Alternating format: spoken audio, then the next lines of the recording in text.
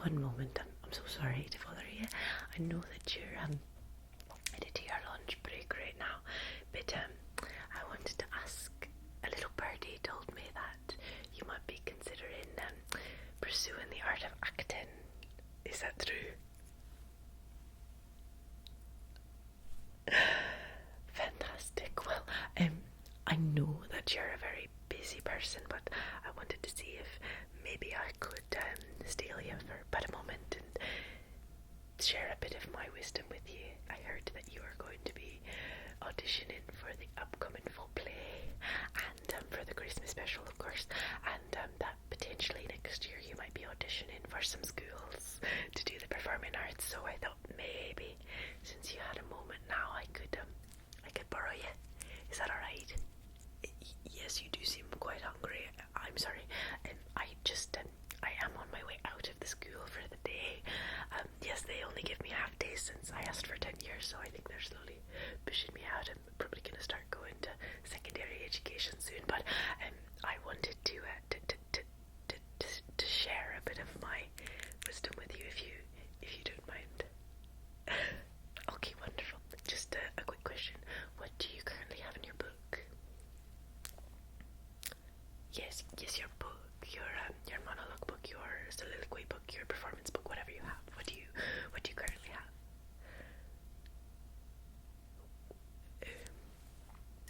I'm so sorry. You don't put anything in a book.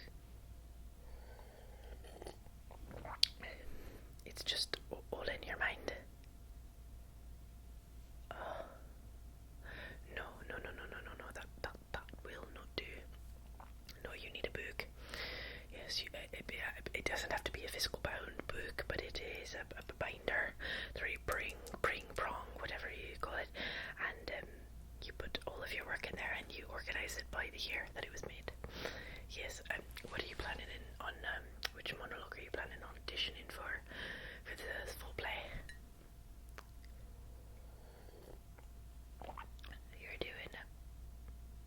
You're doing a monologue from Euphoria. Is that a new play? It's a TV show.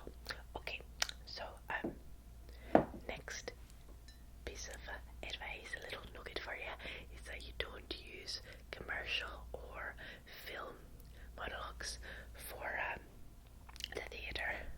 Yes, they're two separate mediums, just like theatre and musical theatre are two separate mediums. You'd never use a musical theatre monologue for a theatre monologue.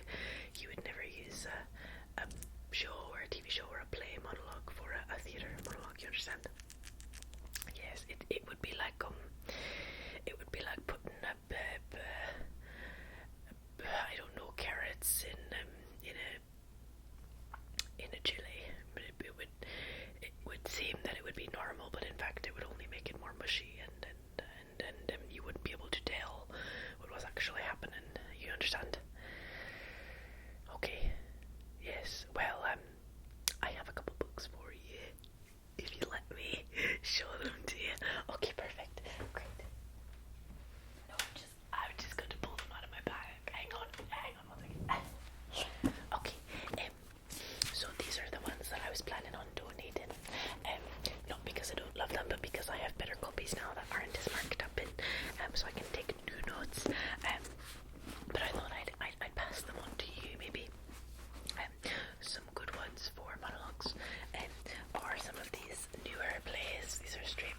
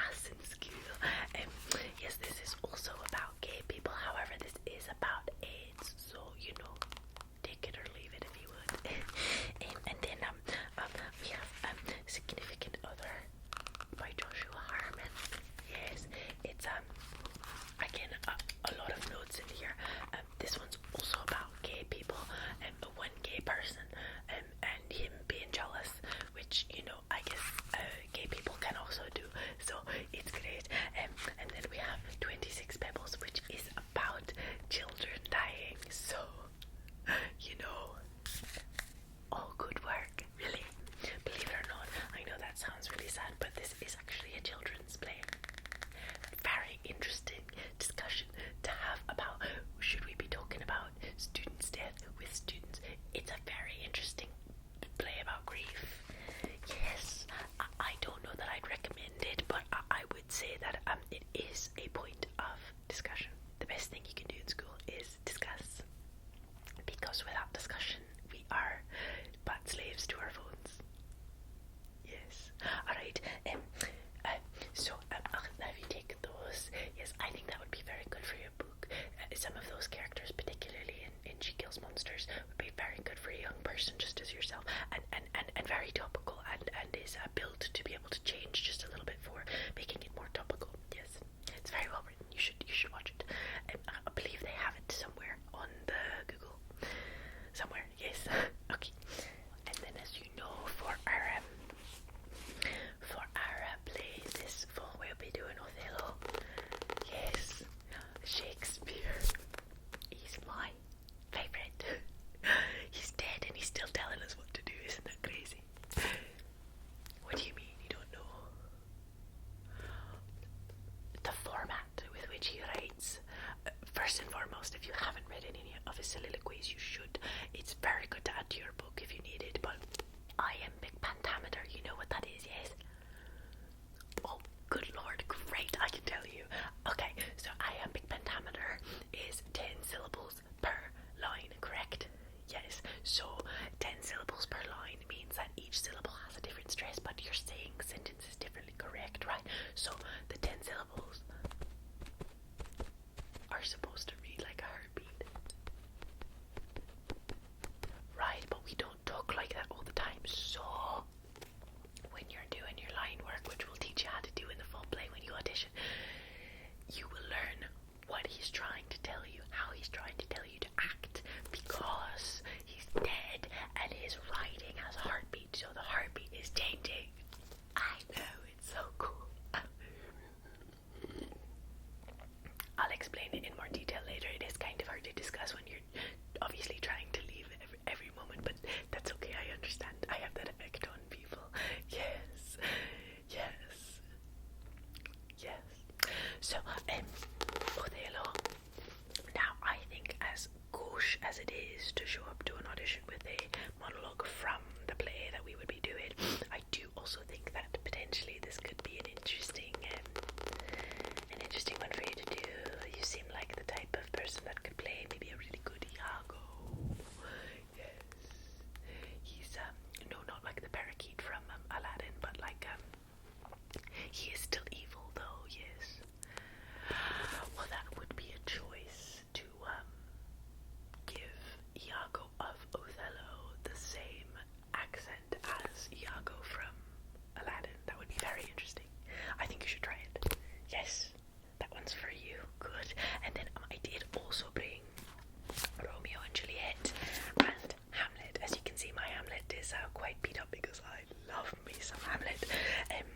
Now this is another a niche of auditioning, right? Since we're doing a Shakespeare play, and Shakespeare writes in a very particular way, it's usually best for you to have a Shakespeare monologue for a Shakespeare production, just like if it was going to be a Greek production, right? Something of a Greek tragedy origin, you might consider having a Greek monologue to go with it. No, not a monologue in Greek, but of like a Greek tragedy variety. Do you take any of my classes? None of them. That's all right. I think we should change that. Okay, so I have Romeo and Juliet and Hamlet. Romeo and Juliet is fine. It is a good play. It is definitely okay. Yes. It's good. It just everybody does it all the time, and they kind of fuck with it, and I just don't.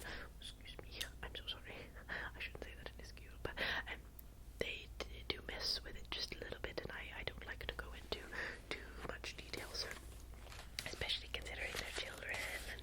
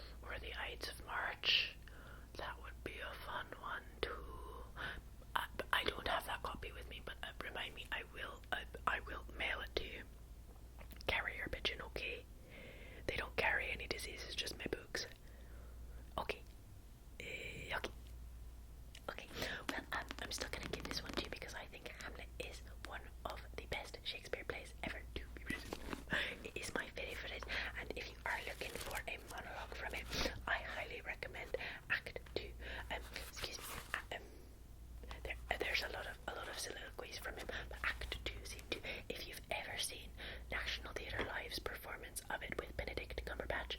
That is the perfect performance of Hamlet ever. Yes, yes, that one was very good too. But personally, it watching it as a young student, it made me reconsider everything I knew as an actor, and I'm very grateful to have had it. So I'm gonna give this one to you. Yes, thank you for taking that one with grace. That makes me feel a lot better that I'm not forcing this on you. I am. It is your land break. Okay, well, one more, and then we'll let you go. Okay. Okay. Last but not least, I have the plays of Chekhov. There are two Chekhovs. Chekhov had this guy's nephew, great nephew, something. He created an own acting style, technique, if you will, on how to act and how to separate yourself from the character. And it's a big sphere. It's a whole thing. We'll go over it in the class that I'll make you take, and I'll change your schedule without your permission and without you knowing.